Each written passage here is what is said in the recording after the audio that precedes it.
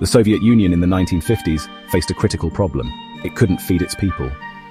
After the devastation of World War II and years of collectivized agriculture failing to meet targets, food shortages were widespread.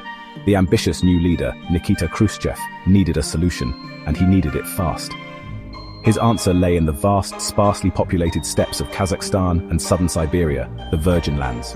Khrushchev's vision was simple, if audacious: convert millions of acres of this idle land into a breadbasket for the Soviet Union.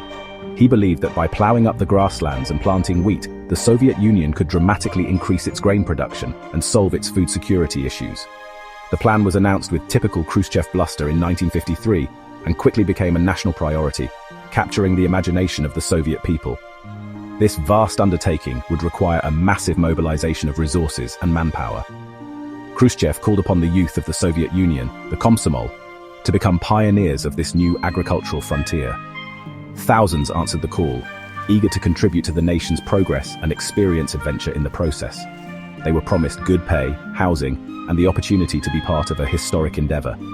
The stage was set for what seemed like a grand socialist experiment, but the reality of the Virgin Lands campaign would prove far more complicated and ultimately tragic. Across the Soviet Union, trains packed with young volunteers chugged eastward, carrying with them the hopes of a nation. These enthusiastic youths, many fresh out of school, were eager to prove themselves and contribute to the success of Khrushchev's ambitious plan. They arrived in Kazakhstan and Siberia to find a landscape unlike anything they had ever seen, a seemingly endless expanse of rolling grassland stretching to the horizon. The initial results of the Virgin Lands campaign were indeed promising. Millions of acres of virgin soil were plowed for the first time, and the harvest in the first few years were impressive. Soviet propaganda touted the campaign as a resounding success, showcasing images of overflowing granaries and smiling farmers. The world watched with a mixture of curiosity and apprehension as the Soviet Union seemingly turned barren steppes into productive farmland. The influx of young people into the region brought about a sense of optimism and purpose. New towns and villages sprang up, often hastily built and lacking basic amenities. Life was hard for the young pioneers, but they were driven by a sense of collective purpose and the belief that they were building a better future for their country. The early years of the Virgin Lands campaign seemed to suggest that Khrushchev's gamble might just pay off. However, the initial success of the Virgin Lands campaign masked a looming environmental disaster. The delicate ecosystem of the steppes, which had evolved over millennia, was ill-suited for the intensive monoculture of wheat that Khrushchev demanded. The deep ploughing of the virgin soil exposed the rich topsoil to the elements, and strong winds that swept across the plains quickly turned it to dust. As the years progressed, the yields from the virgin lands began to decline. The soil, depleted of nutrients and ravaged by erosion, could no longer sustain the intensive farming practices. The promised infrastructure and machinery often failed to materialize, leaving the volunteers to contend with inadequate equipment and harsh living conditions. The dream of a bountiful harvest was slowly turning into a nightmare of dust storms and broken promises.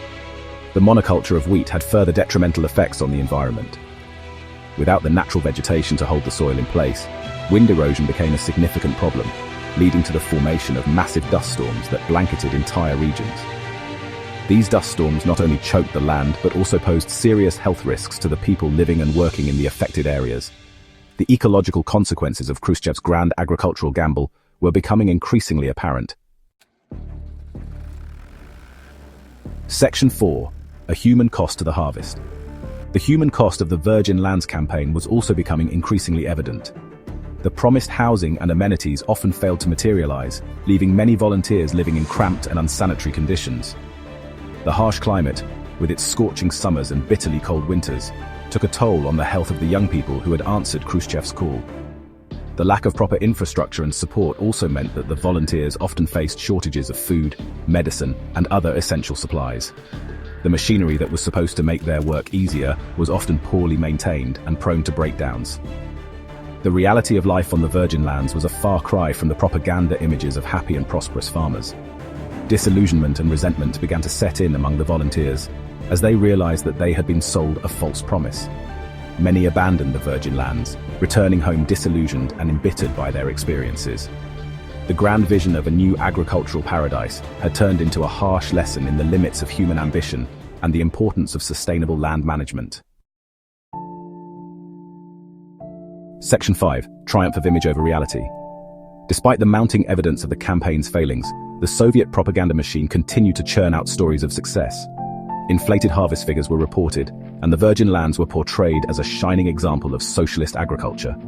Khrushchev, eager to maintain the image of his pet project as a success, ignored the warnings from scientists and agricultural experts. The pressure to meet unrealistic quotas led to further exploitation of the land and the people who worked it. Short-term gains were prioritized over long-term sustainability, and the ecological consequences were largely ignored. The Virgin Lands campaign had become more about maintaining an image of Soviet strength and progress than about actually addressing the country's food security issues. The consequences of this misguided approach were felt for decades to come. The ecological damage inflicted on the steppes took years to repair, and the Soviet Union's reliance on grain imports only increased in the years following the campaign. The Virgin Lands campaign serves as a cautionary tale about the dangers of prioritizing ideology over science and the importance of sustainable agricultural practices. It is a reminder that even the grandest of visions can have disastrous consequences if they are not grounded in reality.